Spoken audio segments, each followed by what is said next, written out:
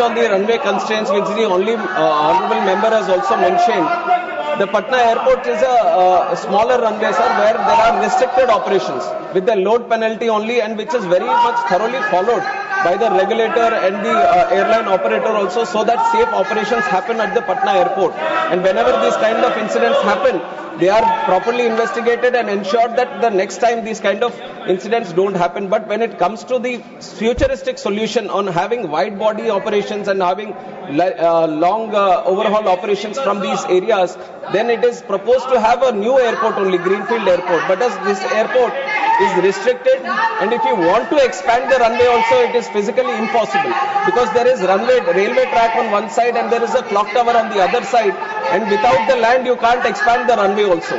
So within the stipulated runway of what you have mentioned to be 2,100 meters, to have these wide body operations is not at all possible. So an alternate runway which can cater for the wide body operations is being considered. In the budget also, a greenfield airport for the city of Patna has been proposed. So we are actively looking into this solution by creating alternative airport. Dr. V. Sivdasan. Dr. V. Sivdasan. Dr. V. Sivdasan, yes, you sir. have a question, Yes, supplementary. Yes, sir. It relates to Patna Airport. Yes, sir. My question is related to the. Patna Airport. Sir, my question is related to airport, sir. Patna Airport. In his answer, our respected minister says the commercial viability of the functioning of airport.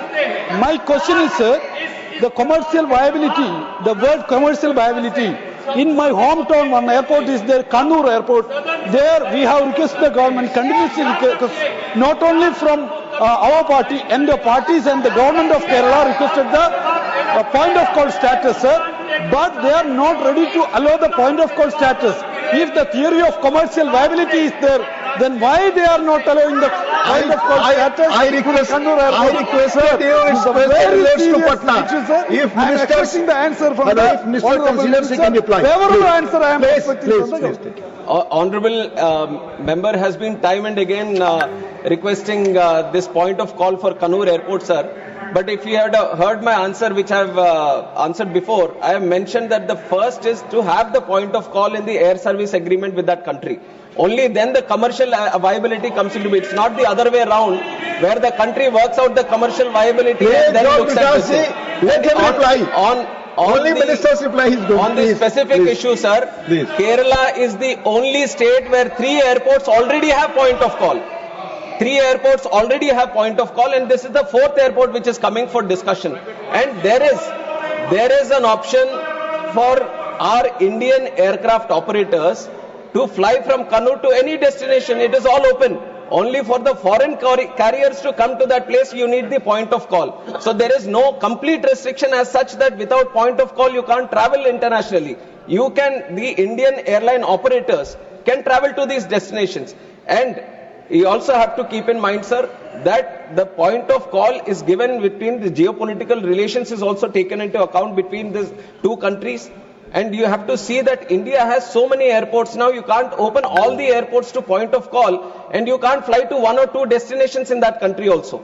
These are certain things that we also have to keep in mind, that when you want to open a country to all the locations, then you have to have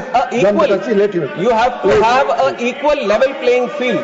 And for Kerala Airport, you already have 3 points of call, and definitely if the time arises and if the need arises and if both the countries agree, then we will keep it as a point of call. Thank you. आपके माध्यम से माननीय मंत्री महोदय से निवेदन है कि पटना से सूरत हेतु सीधी हवाई यात्रा की सुविधा और अहमदाबाद के लिए केवल एक ही फ्लाइट है, उसे बढ़ाकर 2 उड़ानें। ये आपका सुझाव है?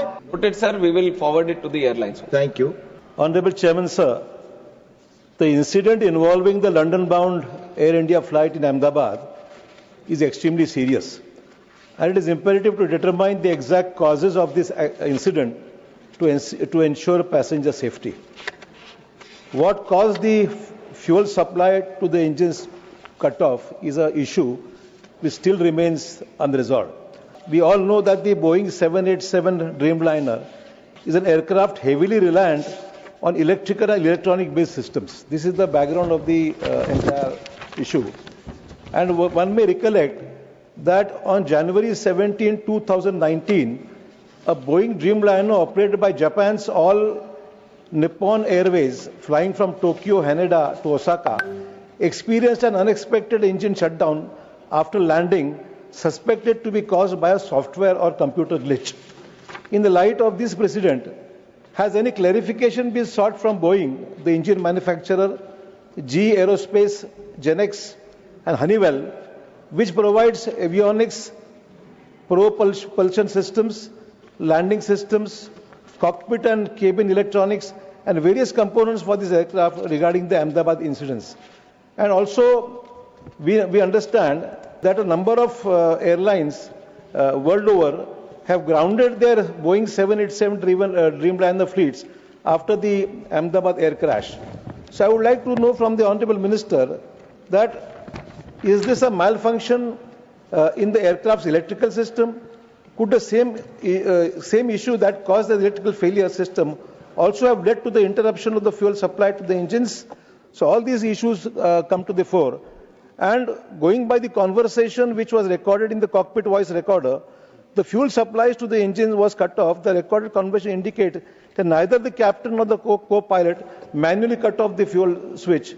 This raises a significant question. So we would like to know from the Honorable Minister that going by the preliminary report which has just been received, what is the cause of this shutdown of both the engines? Was it electrical failure or electronic failure? Or what are the preliminary findings which would lead to us to know the exact causes of these incidents? Thank you.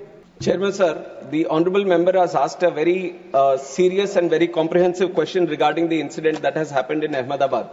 Sir, I would like to start by answering that the investigation process, which is according to the international protocol, the norms which were set by International Civil Aviation Organization, where the state of operation should have their investigation body, and we have our own investigation body, which is the Aircraft Accident Investigation Bureau, which got into the investigation process right after the incident with the subject experts into the site, and they have started their process according to the international protocol, and they have involved subject matter experts, all the international necessary people who are supposed to be participating in the investigation, and they have gone through the first set of investigation process, and they have given us the preliminary report.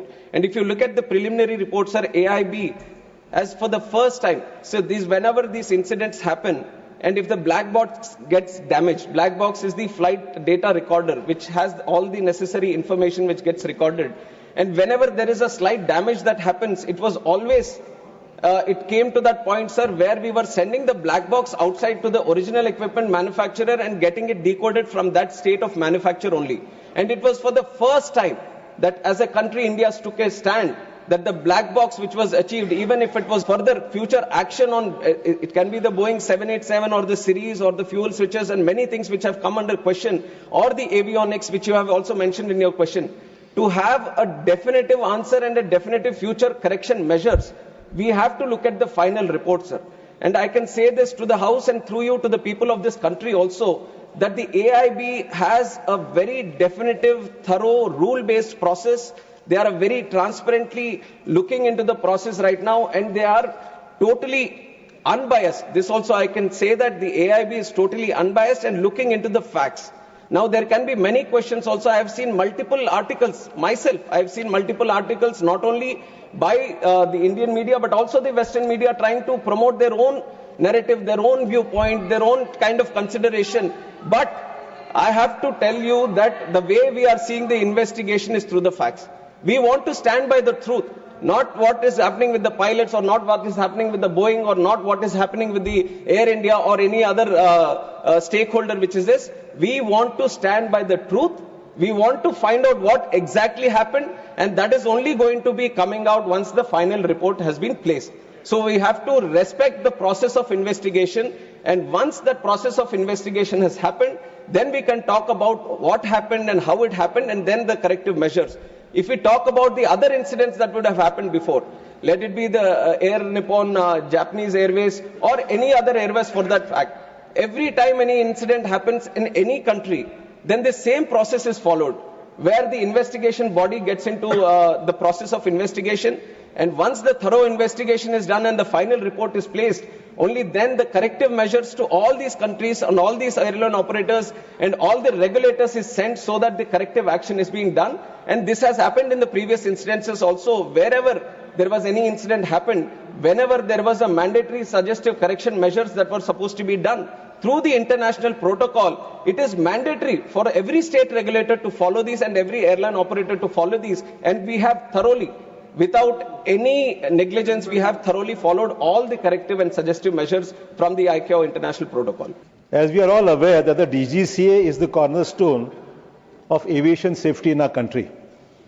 But as we know, that in spite of these serious incidents which have taken place in our country at this Ahmedabad incidents or the earlier whatever accidents have taken place, the DGCA is functioning at 50% of its sanctioned strength, technical strength. It's a very serious issue. I'd like to know from the Honorable Minister whether the government acknowledges this acute shortage in technical personnel within the DGCA, and what urgent and time-bound steps are being taken to fill these critical vacancies so that the regulator is fully equipped to safeguard the lives of lakhs of passengers who rely on air travel every day. We all know the kind of progress civil aviation took in the last 10 years, and I have also been time and again talking about the tremendous numbers depicting the growth that we have seen in the country, right, in the number of aircrafts or the passengers that travel through air, who prefer air travel, or the number of airports. Everything has almost doubled in the last 10 years or more than doubled in the last 10 years, sir. Even after we see that the COVID, which was a major roadbreak for civil aviation, we have crossed the pre-COVID numbers and we are seeing a tremendous growth in civil aviation network. And this is why we from the ministry also recommended that we need to create more posts in this DGCA so that the surveillance or the safety or the security of civil aviation is very much intact with the tremendous robust growth that we are seeing. And this post that we are seeing which are vacant, which has come to discussion, is the posts which have been created in last year and over the period of last 2 to 3 years. And we have to understand that creation of posts and recruitment of posts is a continuous process. And there is UPSC which is also involved. And we from the ministry are in continuous discussion. And last year itself, we have recruited 103 posts, which in the history of DGCA was the highest number of posts which was recruited. And this year we have planned to recruit 190. Where UPSC also has come forward, and by October, end of October, we are going to recruit 190 posts for this DGCA. And the other thing, which is more practical that I want to tell the House, is that these are very niche and technical posts. It's not like we have a huge pool. This is a limited pool of subject matter experts, let it be the engineers or the pilots or medical experts, aviation related experts. This is a very specific pool of people that we are trying to pick up from. And it is a very tough process of picking up the right people, because these are going to be the regulators, these are going to be the inspectors, these are going to take care of the safety. So the recruitment process is also a very rigorous process, and we are doing our, we have taken notice of this thing also, and it has been continuing process, and we are putting more pressure so that the timelines for the recruitment also come down, and very soon we are in the process of achieving 90% of these vacancies also to be recruited. Third supplementary, Manisri R. Girirajan. I would like to know from the Honourable Minister whether the government has formed any high-level committee and formulated any new norms and procedures to be adopted and complied during the safety audits and routine inspections of each and every flight before the takeoff, and to provide special refresher training to ensure the physical, mental and emotional stability of the pilots are stable and fit to fly after they complete the 1,000 hours of flight. Sir, like I said, after the incident itself, one aircraft investigation bureau, they are running the investigative process into finding out why the incident happened. And on the other side, overlooking in a holistic approach on the safety measures and what can be done further. Because not only within the country, we are also trying to study other countries across the world where there might be better safety measures in their own countries. So we have also formed a high-level committee under the chairmanship of Home Secretary, and all important people from the aviation are also participating in it. And they are calling people from multiple sectors who are necessary to give more suggestions regarding this. And it is an ongoing process, sir. It was formed right after the incident, and it has got a timeline of 3 months so that they can have multiple meetings within this. And the question which has been put up by the honorable member is also discussed within that committee. And we are all hoping that they come up with some good measures. We already have very robust safety mechanism in the country. We all have to be aware of this process, that it is not that something extravagant or something outside the box is required for the country. We have a very good safety mechanism. Today, if you look at the numbers, today domestically there are 2,909 departures that are happening in the country. 2,909. And internationally, if you look, 624. So overall, the number of departures that are happening every day from the country, 3,500. And around 5 lakh passengers are traveling every day by air. Even today, these are numbers that I have taken from today. So 5 lakh passengers are traveling safely every day. 3,500 flights are taking off every day from the country. So we have a very good process, but we are not stopping there. We want things to be brought down to zero in terms of incidents or anything. That is the process that we have. That is the integrity that we have, and that is the target that we have. So we are being more open now to the suggestions that are coming into our side, and we are looking at the international process also, and some of the countries where they feel, because ICAO, which is the International Civil Aviation Organization, always has a third eye on all the countries which are running operations, which are having these civil aviation networks, because civil aviation is not a thing where it is just within the country. It is not limited within the country. There are airlines from our country which are registered in India going into other countries and picking up and traveling passengers of other countries also. And likewise, other countries, airlines are coming into our country and they are picking up our passengers. So this is a global thing. And all the countries which are having these civil aviation departments or ministries or sectors, they all have to comply with the Civil Aviation Organization, International Civil Aviation Organization protocols. And we have been very committed to maintain those protocols. And we have a very effective score of 85 in the International Civil Aviation Organization safety score. And there are other countries, and you have to imagine the numbers that India has. We have more than 160 airports in the country. And I've given you the number of passengers that are traveling every day. In other countries, you might say that New Zealand or UAE or this thing, how many airports they have? 1, 2, 3. And we are operating at such a vast scale. And that is not like an excuse I'm putting, but that is the kind of growth that we have seen in the country and the kind of growth we are trying to maintain by also having 100% safe and secure civil aviation network. Sir, I would like to ask the Honorable Minister that a Boeing B7878 aircraft VTANW was involved in an air turnback incident due to in-flight shutdown of engine 1 of flight number AI131 during climb on the 4th of August 23. Sir, from the Chhatrapati Shivaji Maharaj International Airport, Mumbai to Heathrow on the 4th of August, this flight was leaving. As per the incident report of DGCA, an HPC stage 10 blade went missing due to improper installation of locking lugs. That made dust accumulate in the left-hand engine, leading to the engine's surge and subsequent engine shutdown. Sir, an RTI... Be brief. That's brief only. Sir, an RTI query to the DGCA has revealed that 65 in-flight engine shutdown incidents occurred between 2020 and 2025. So that's quite a large number. In that regard, what specific measures will the government take, as you spoke about such a large number of operations? So, and we have very advanced technology as well. So in order to have a quick before flight inspection of engine and exhaust systems, what measures will the government adopt? Sir, in terms of safety, I have to also tell that the DGCA has inspections which are planned surveillance, ramp inspections of both the domestic and the foreign sector, spot checks and night surveillance. And this is done through an annual surveillance and safety plan that the DGCA prepares. And based on the regular checking that happens, they have a overlooking safety audit also that is happening all over the country. And they keep monitoring each and every plane. They keep monitoring each and every airport and all the safety measures that are being listed. And everything is very thoroughly monitored.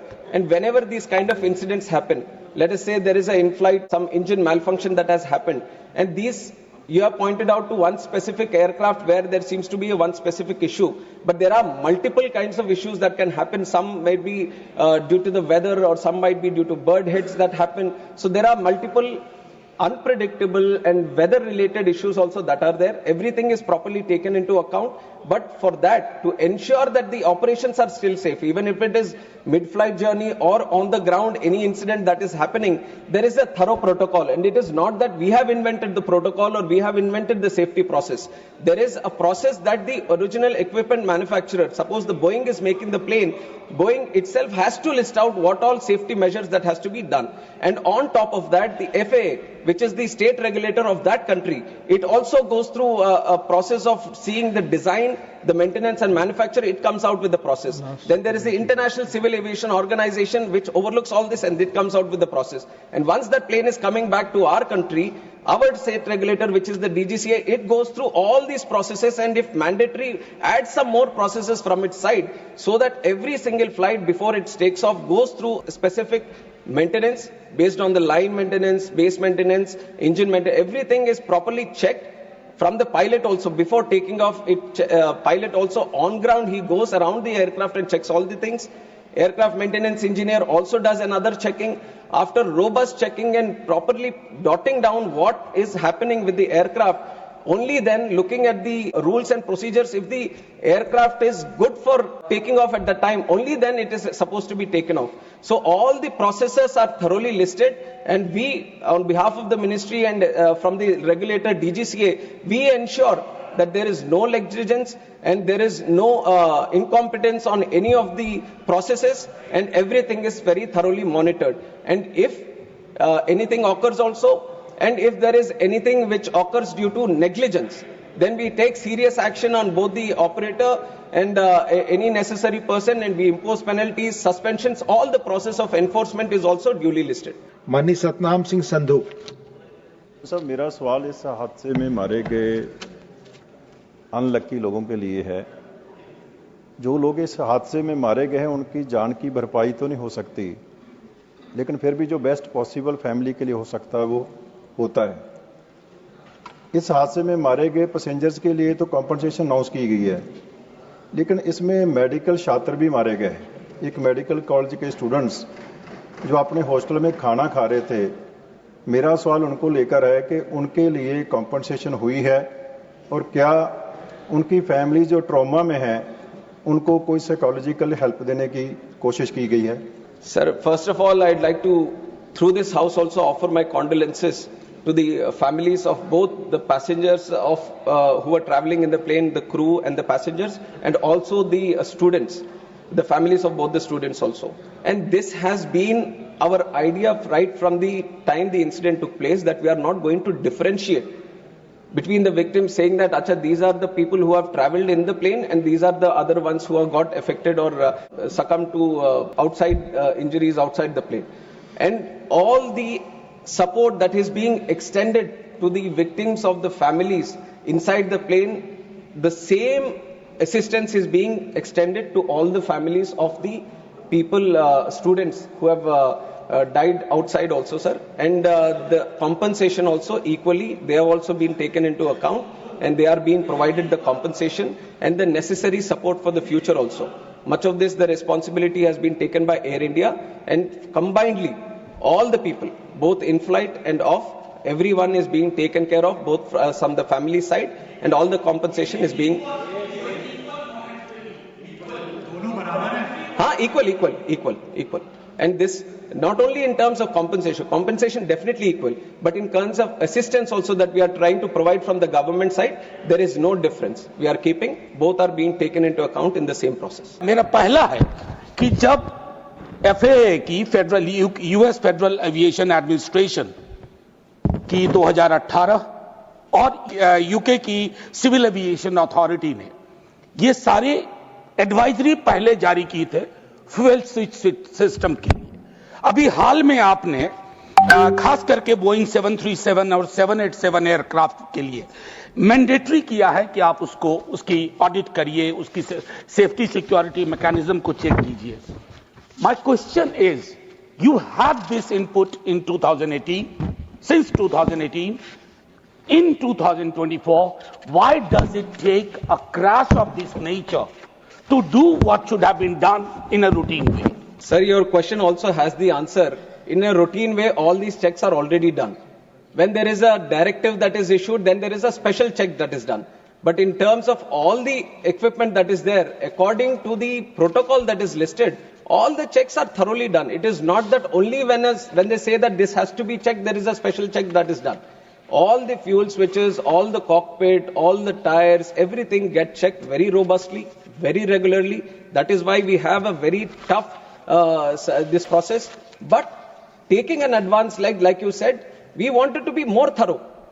All checking has been duly happening from that time.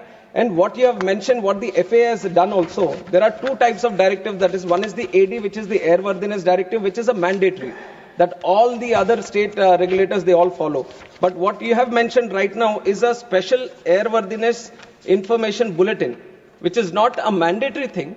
Like you said, if necessary, then the state regulator can do it. But at that point of time, the regulator also took a call that this is not a mandatory thing, and we, on our process of ensuring safety, we have a very good, robust process. So there is not a special check that is required because it was not a mandatory thing that was advised. But after the report has come, we have taken that also into cognizance to ensure that there is further, because like you said, these reports that have come. But I can show you 150 reports where every possible angle that the report can be, everything is already listed. कोई भी अगर report आ जाता तो आप बोल सकते थे कि ये तो पहले ही आ चुका है. So they have written every possible angle, right from the Western media to everyone. So that you can't just point out to one, say that this has been leaked. Because all the reports, I have 10 different angles which are written, which are now not coming out, not being discussed, because they are not touching this topic. But had it touched another topic, another report would have come ki isne already ye likha hai. So this has been right because of the interest that has been there. This has been going on right from day one itself, multiple theories, multiple angles, multiple stories. That is why I have once again, it's an appeal made by the AIB through myself also, I'll make it again to the House, and through you to the larger section of the country also, is to maintain patience until the final report comes out. And we want the truth to be coming out, and we have to give that much space for our AIB also to work. And that is what I request. जब मैंने कहा था कि ये reports आपके पास थी, advisory थी, तो इन्होंने कहा कि आपके प्रश्न में ही आपका जवाब है. वो मैं एक विडंबना का जिक्र कर रहा था. It was a statement based on irony. An unfortunate irony, not a plain statement. Having said that, thoda background mein sir. Having said that, I'm also aware, like all of you, my friends here, that the duopoly, this Airbus, Boeing, we are aware at the global scale. Let's not get into that. What is important? The in-house mechanism, nearly 50% of sanction posts in DGCA are vacant. Doesn't it affect DGCA's capacity? Particularly, I repeat, particularly when during the search, during the investigation, many newspapers reported this, that why such anomalies, ऐसी विसंगतियां, तब क्यों बाहर आती हैं, जब एक बड़ा हादसा गुजरता है, हादसा हो बैठता है, और फिर उसके बाद हम जागने की कोशिश करते हैं. Sir, like I've said, the vacancies have been created because it was a request from the ministry. Now with the growth that we have seen in civil aviation, we wanted more people within the DGCA. And these posts have been posts have been created in the last 2 years only. And the process, right, it's not that when you say that why are they vacant, it is not that we have stopped from recruiting. Right from the day they were created, we have started the process. It is a continuous process. It has to go through various cycles of recruitment also. And the only thing that I wanted to mention so that everyone knows a little bit about what is happening in this recruitment is that this is a very specific pool of people that we are trying to recruit. It is not that we have extensive pool of people. These are subject matter experts, especially in aviation, we are trying to pick up. Senior people that we are trying to pick up, and who have a demand internationally and in other wings also. And we have a lot of people coming in from Air Force, and they have their own preferences also. So there is a limited pool that we are trying to work with, and we have done every single, in fact, we have put in more effort to do this. That is why I have also mentioned that in the last year, 103 posts which have been recruited was the highest ever. because we wanted to speed up the process. We wanted to ensure that DGCA, the posts that are created is well equipped and it is full of people that have to be recruited and no vacancies. It is an ongoing process. This year we are committed to take in 190 more. And also in the future, all the posts are being worked out in such a way that no vacancies, the situation of no vacancies does not arise. Manishri Raghav Chadha. Sir, India's civil aviation sector is booming, no doubt. But it appears that the regulator, the DGCA, which is the backbone of the sector, is cracking up under pressure. I say this because it is understaffed, it is underfunded, and it lacks autonomy. Sir, Parliamentary Standing Committee की report बताती है कि वर्ष 2024 में technical post में overall vacancies की बात नहीं कर रहा, डीजीसीए के अंदर टेक्निकल पोस्ट में 55% की वैकेंसी है. टेक्निकल पोस्ट का काम क्या होता है sir? Air safety inspection, passenger safety, pilot licensing, aircraft maintenance और एयर वर्दीनेस. सर ये शॉर्टेज नहीं, ये क्राइसिस है. और मुझे लगता है sir that there is no margin of error in the skies. तो मेरा माननीय मंत्री जी से सर आपके माध्यम से सवाल है कि हम एक डीजीसीए को सेबी जो एक फाइनेंशियल मार्केट का इंडिपेंडेंट रेगुलेटर है और ट्राई जो टेलीकॉम सेक्टर का एक इंडिपेंडेंट रेगुलेटर है, ऐसा ही एक ऑटोनॉमस स्टैट्यूटरी बॉडी में क्यों नहीं तब्दील करते? और दूसरा टेक्निकल पोस्ट की वैकेंसी कब तक भरी जाएगी? Please, thank you. Sir, I have to place on record that the DGCA is not under any kind of pressure. It is operating with utmost seriousness, professionalism, and all the requirements that are there that actually strengthens it according to the International Civil Aviation Protocol. At this moment that you're seeing, I've already explained it in a couple of questions also, the situation is that the posts were just recently created. And like you said, when it comes to the technical posts, you need that right technical capabilities people only to be sitting in those posts. And when you look at that kind of experience, that kind of situation, then obviously the pool which is limited makes it much more difficult to engage these people. And these are people who are having to regulate the safety, which is of the prime most importance.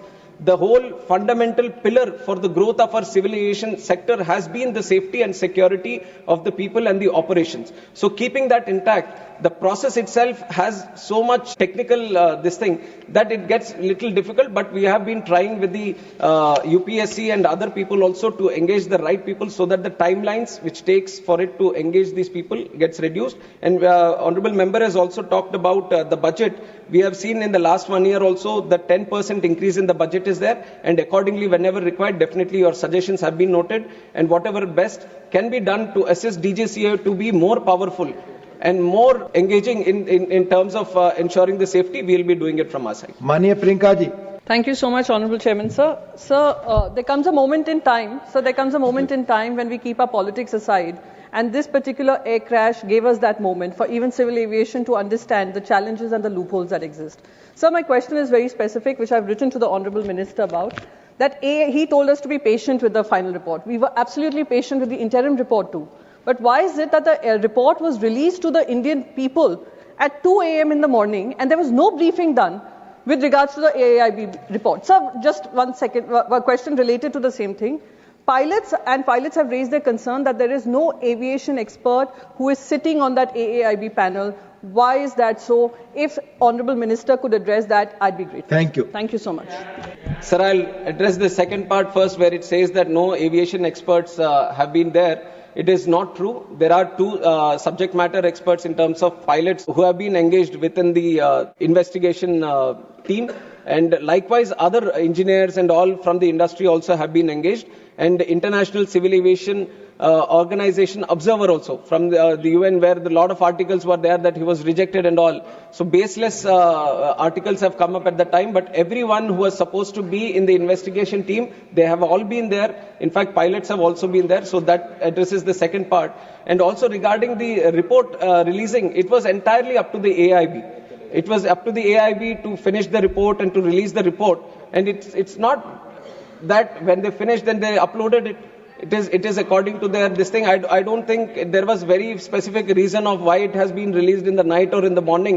It was the report which was supposed to be released, and it was released at that time. Dr. John Brittas. So after the Kozhikode air crash, the Aircraft Accident Investigation Bureau, AIB, has set up a flight data recorder and cockpit voice recorder lab incurring a cost of 879 lakhs. Is it a fact that the investigation, even after that, the investigation is being conducted by AIB Lab, or has the Indian government sought any assistance from a foreign country? Thank you, Manya Mantri. Sir, I have mentioned in the answer of the first question that this is the first time the FDR, the CVR has been decoded in the country. And how we have done it and why we are saying that we have done it is exactly because we have started the lab which could be able to do it here in India itself. And the money which was there has been put in to establish this lab. It's now, and because of the lab itself, we were able to